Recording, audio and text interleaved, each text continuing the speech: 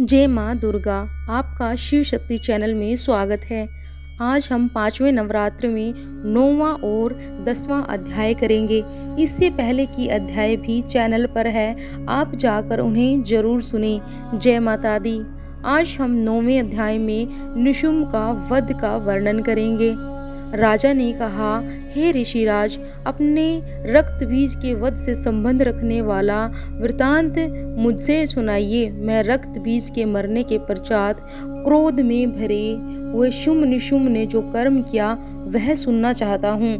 महर्षि मेधा ने कहा, रक्त बीज के मारे जाने पर शुंभ और निशुम्भ को बड़ा क्रोध आया और अपनी बहुत बड़ी सेना का इस प्रकार सर्वनाश होते देखकर निशुम्भ देवी पर आक्रमण करने के लिए दौड़ा। उसके साथ बहुत से बड़े बड़े असुर देवी को मारने के लिए दौड़े और महापराक्रमी शुंभ अपनी सेना सहित चंडिका को मारने के लिए बढ़ा। फिर शुंभ और निशुम्भ का देवी से घोर युद्ध होने लगा। वह दोनों असुर इस प्रकार देवी पर बाण फेंकने लगे जैसे मेघों से वर्षा हो रही हो।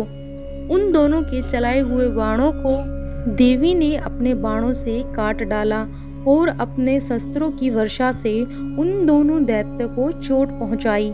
निशुम्भ ने तीक्ष्ण तलवार और चमकती हुई ढाल लेकर देवी के सिंह पर आक्रमण किया। अपने वाहन को चोट पहुंची देखकर देवी ने अपने शूर्प नामक बाण से निशुम्भ की तलवार व ढाल दोनों को ही काट डाला। तलवार और ढाल कट जाने पर निशुम्भ ने देवी पर सख्ती से प्रहार किया। देवी ने अपने चक्र से उसके 2 टुकड़े कर दिए। फिर क्या था, दैत्य मारे क्रोध के जल भुन गया और उसने देवी को मारने के लिए उसकी ओर शूल फेंका, किंतु देवी ने अपने मुक्के से उसको चूर चूर कर डाला और फिर उसने देवी पर गदा से प्रहार किया। देवी ने त्रिशूल से गदा को भस्म कर डाला। इसके पश्चात वह फारसा हाथ में लेकर देवी की ओर लपका। देवी ने अपने तीखे बाणों से उसे धरती पर सुला दिया। अपने पराक्रमी भाई निशुम्भ के इस प्रकार से मरने पर शुंभ क्रोध में भरकर देवी को मारने के लिए दौड़ा। वह रथ में बैठा हुआ उत्तम आयुधों से सुशोभित अपनी 8 बड़ी बड़ी भुजाओं से सारे आकाश को ढके हुए था। शुंभ को आता देखकर देवी ने अपना शंख बजाया और धनुष के टंकोर का भी अत्यंत दुस्साह शब्द किया। साथ ही अपने घंटे के शब्द से जो संपूर्ण दैत्य सेना के तेज को नष्ट करने वाला था, संपूर्ण दिशाओं में व्याप्त कर दिया। इसके पश्चात देवी के सिंह ने भी अपनी दहाड़ से कि जिसे सुनकर बड़े बड़े बलवानों का मद चूर चूर हो जाता था, आकाश, पृथ्वी और 10 दिशाओं को पूरित कर दिया। फिर आकाश में उछलकर काली ने अपने दांतों और हाथों को पृथ्वी पर पटका। उसके ऐसा करने से ऐसा शब्द हुआ जिससे कि उससे पहले के सारे शब्द शांत हो गए। इसके पश्चात शिवदूती ने असुरों के लिए भय उत्पन्न करने वाला अट्टहास किया, जिसको सुनकर दैत्य थर थर कांप उठे और शुंभ को बड़ा क्रोध हुआ। फिर अंबिका ने उसे, अरे दुष्ट, खड़ा रह, कहाँ तो आकाश से भी सभी देवता जय हो बोल उठे। शुंभ ने वहां आकर ज्वालाओं से युक्त एक अत्यंत भयंकर शक्ति छोड़ी, जिसे आता देखकर देवी ने अपने महोल्का नामक शक्ति से काट डाला। हे राजन, फिर शुंभ के सिंहनाद से तीनों लोक व्याप्त हो गए और उसकी प्रतिध्वनि से ऐसा घोर शब्द हुआ जिसने इससे पहले के शब्दों को जीत लिया।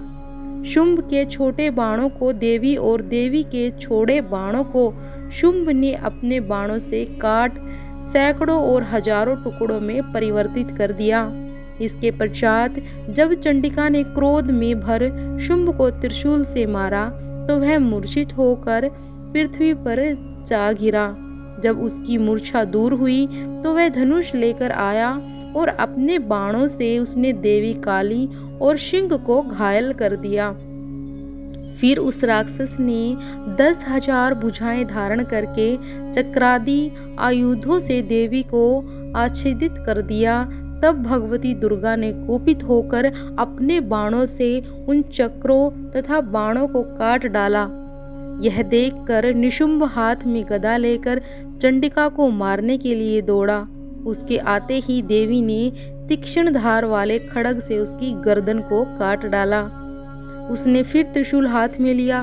देवताओं को दुखी करने वाले निशुंभ त्रिशूल हाथ में लिए हुए आता देखकर चंडिका ने अपने शूल से उसकी छाती पर प्रहार किया और उसकी छाती को चीर डाला। शूल विदीर्ण हो जाने पर भी उसकी छाती में से एक जैसा ही महापराक्रमी दैत्य ठहर जा कहता हुआ निकला। उसको देखकर देवी ने बड़े जोर से ठहाका लगाया। अभी वह निकलने भी ना पाया था कि उसका सिर अपनी तलवार से मां ने काट डाला। सिर के कटने के साथ ही वह पृथ्वी पर गिर पड़ा। तदंतर सिंह दहाड़ दहाड़ कर असुरों का भक्षण करने लगा और काली शिवदूती भी राक्षसों का रक्त पीने लगी। कौमारी की शक्ति से कितने ही महादैत्य नष्ट हो गए। ब्रह्मा जी के कमंडल के जल से कितने ही असुर समाप्त हो गए। कई दैत्य महेश्वरी के त्रिशूल से विदीर्ण होकर पृथ्वी पर जा गिरे और बारही के प्रहारों से छिन्न भिन्न होकर धाराशाही हो गए। वैष्णों ने भी अपने चक्र से बड़े बड़े महापराक्रमियों का कचुम्बर निकालकर उन्हें यमलोक भेज दिया और ऐन्द्री से कितने ही महाबली राक्षस टुकड़े टुकड़े हो गए। कई दैत्य मारे गए, कई भाग गए और कितने ही काली शिवदूती और सिंह ने उन्हें भक्षण कर लिया। जय माता दी। ये हमारा 9वां अध्याय पूर्ण हुआ।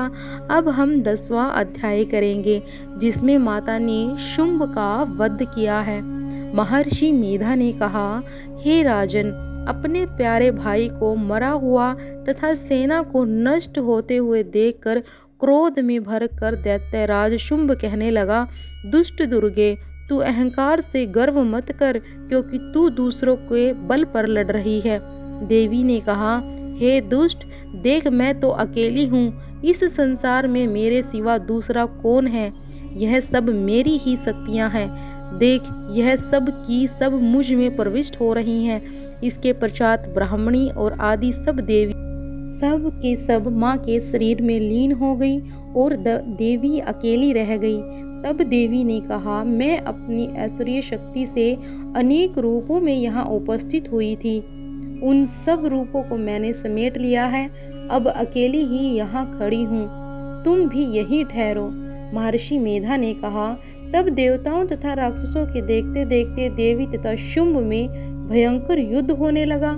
अंबिका ने सैकड़ों अस्त्र शस्त्र छोड़े। उधर से दैत्यराज ने भी भयंकर अस्त्रों का प्रहार करना आरंभ कर दिया। देवी के छोड़े हुए सैकड़ों अस्त्रों को दैत्य ने अपने अस्त्रों द्वारा काट डाला। इस प्रकार शुंभ ने जो अस्त्र छोड़े उनको देवी ने अपने भयंकर हुंकार के द्वारा ही काट डाला। दैत्य ने जब सैकड़ों बाण छोड़कर देवी को ढक दिया तो क्रोध में भरकर देवी ने अपने बाणों से उसका धनुष नष्ट कर डाला और धनुष के कट जाने पर दैत्येंद्र ने शक्तियां चलाई, लेकिन देवी ने उसे भी काट फेंका। फिर दैत्य ने चमकती हुई ढाल लेकर देवी की ओर दौड़ा, किंतु जब वह देवी के समीप पहुंचा तो देवी ने अपने तीक्ष्ण बाणों से उसकी चमकने वाली ढाल को भी काट डाला। फिर क्या, दैत्य का घोड़ा मारा गया, रथ टूट गया, सारथी मारा गया। तब वह भयंकर मुद्र पर लेकर देवी पर आक्रमण करने के लिए चला, किंतु देवी ने अपने तीक्ष्ण बाणों से उसके मुद्र को भी काट डाला। इस पर दैत्य ने क्रोध में भरकर देवी की छाती पर बड़े जोर से एक मुक्का मारा। दैत्य ने जब देवी को मुक्का मारा तो देवी ने भी उसकी छाती पर जोर से एक थप्पड़ मारा। थप्पड़ खाकर पहले तो दैत्य पृथ्वी पर गिर पड़ा, किंतु तुरंत ही वह उठ खड़ा हुआ। फिर वह देवी को पकड़कर आकाश की ओर उछला और जाकर दोनों में वहां युद्ध होने लगा। वह युद्ध ऋषियों और देवताओं को आश्चर्य में डालने वाला था। देवी आकाश में दैत्य के साथ बहुत देर तक युद्ध करती रही। फिर देवी ने उसे आकाश में से घुमाकर पृथ्वी पर फेंक मारा। दैत्य फिर उठा और उठकर देवी को मारने के लिए दौड़ पड़ा। उसको अपनी ओर आता देखकर देवी ने उसकी छाती विदृढ़ करके उसको पृथ्वी पर पटक दिया। देवी के त्रिशूल से घायल होने पर उस दैत्य के प्राण पखेरु उड़ गए और उसके मरने पर समुद्र, द्वीप, पर्वत, पृथ्वी सब कांपने लगे। तदंतर उस दुष्ट आत्मा के मरने से संपूर्ण जगत प्रसन्न और स्वस्थ हो गया। आकाश निर्मल हो गया। पहले जो उत्पात सूचक मेघ, उल्कापात होते थे, सब शांत हो गए। उसके मर जाने पर नदियां अपने ठीक मार्ग से बहने लगी। संपूर्ण देवताओं का हृदय हर्ष से भर गया। गंधर्व गान बजाने लगे, अप्सराएं नाचने लगी, पवित्र वायु बहने लगी और सूर्य की कांति स्वच्छ हो गई। यज्ञशाला की बुझी हुई अग्नि अपने आप प्रज्वलित हो उठी और चारों दिशाओं में शांति फैल गई। तो बोलिए जय माता दी। तो ये हमारा 10वां अध्याय भी पूर्ण हुआ। कमेंट में जय माता दी जरूर लिखना, लाइक और शेयर जरूर करना। जय माता दी।